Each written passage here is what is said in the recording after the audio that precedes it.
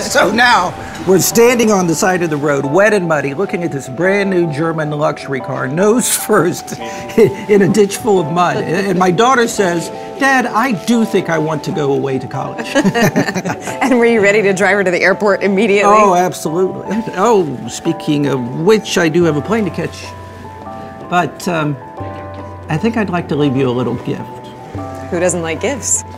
This is highly confidential. Certainly. We're not submitting a bid on the KSC project in India. Should be smooth sailing for Ardrotech. Well, you've managed to surprise me. It may not be in our best interest to take the lead on the project. Oh? One of KSC's main competitors is in our fold. Well, how can Ardrotech show its gratitude beyond me picking up lunch? We hope you'll take us into serious consideration when seeking partners for the project. There'll be at least one other bidder, but let me know when you're putting your numbers together and we can talk. I'll make sure your bid is competitive. Excellent. Well, thank you, Daniel. I don't typically have dessert with lunch, but this was a very sweet ending.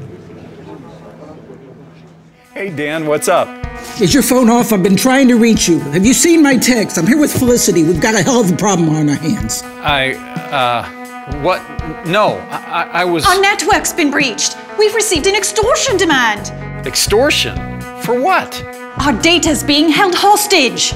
Look, let's all slow down. Take a deep breath. Felicity and I have been on the phone with IT. Hackers have encrypted large sections of our network. It's inaccessible to us and to our customers. That's impossible. They're demanding $50 million. We don't even know what agency to call. The FBI, NSA, local police? Are you sure this is real? You need to get to the office right now. Call Felicity when you're in your car and she'll brief you on the way. Dan, I'll support your decision, but like Max and others on the board, I'm very concerned about paying extortionists. Or worse, we've got employees and board members around the globe. Do they now become targets for kidnapping? This will be embarrassing for the company. We have one of the most revered CIOs in the country. The media will love this. These are legitimate concerns, I don't discount that. But under these unique circumstances, we just can't get our backups online fast enough. The fallout of not getting our clients' payroll delivered is exponential compared to $50 million.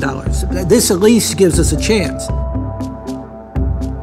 There's no primrose path here. I'm very uncomfortable and have great reservations about paying criminals. I know this isn't a vote, but I say go with your instinct, Daniel. Please make the transfer. I'm sending email confirmation now. So what now, Daniel? We wait. And hope for honor among thieves. The antitrust investigation will likely go on for years. It's a pretty thin case, mostly the ravings of a competitor who came up on the short end of an RFP. It does, again, tie us back to our friends at Ardrotech. It does. Nothing substantial will likely come from it. It's just one more negative headline. Our stock hasn't been this low since before the fall of the Soviet Empire. And the restatement. Not good.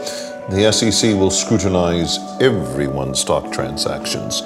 Likely a painful investigation. We've started settling claims related to the various class action suits, but plaintiffs' class action attorneys are combing through the emails Carter Rixman released looking for new opportunities. We'll be dealing with this for years. Everyone wants a payout.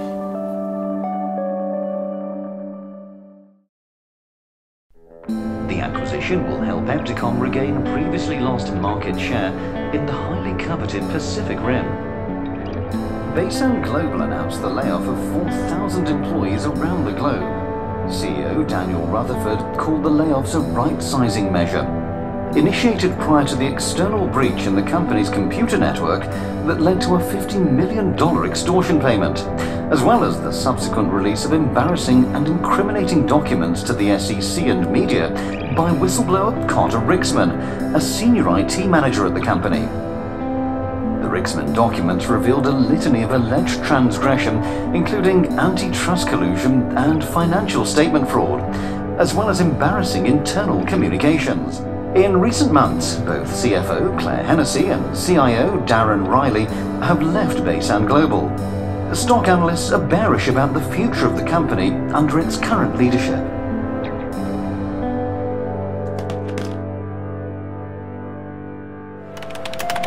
So, have you discussed a new name for the company? The Ardrotech Global. Nothing definitive. The board wants to rebrand, start with a fresh moniker. Probably a wise decision. Oh, I heard you settled with MZ3. Off the record, they got a nice check for 2-year-old trade secrets that weren't useful to anyone. By the way, I want to thank you for the generous severance packages for the departing management team. I'm sorry we weren't able to find a place for more of your people. I'm sure you understand. Certainly. You know, if I was a paranoid man, I might think you orchestrated the fall of Baysand Global from the moment you arrived at Ardrotech. Both companies have taken their fair share of knocks, and I can assure you I have no connection to any East African hackers. Well, here's to your success and my improved golf game. Folks, I just want to say I'm really sorry for any delay tonight. Our point of sale system went down, and you know we can't do anything without our computers these days. No worries.